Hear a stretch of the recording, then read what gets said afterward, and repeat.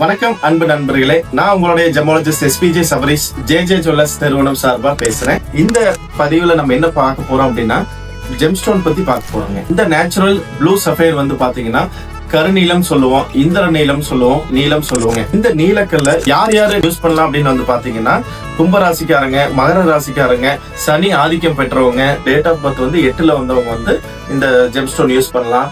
சனியை போல் கெடுப்பாரும் இல்லை, சனியை போல் கொடுப்பாரும் இல்லைன்னு சொல்லுவாங்க. ஜனன ஜாதகத்துல சனி 3ஆம் இடம், 6ஆம் இடம், 11ஆம் இடம் இருக்கிறவங்க வந்து இந்த நீலக்கல்ல யூஸ் பண்ணலாங்க. உங்களோட அஸ்ட்ராலஜர் கன்சல்ட் பண்ணிட்டு இந்த ஸ்டோனை போட்டீங்க அப்படின்னா பிளான்ஸ் எந்த இடத்துல இருக்கு, எப்படி இருக்கு அப்படின்னு நீங்க செக் பண்ணிட்டு கருநீல ஸ்டோன் வந்து வியர் பண்ணலாம்.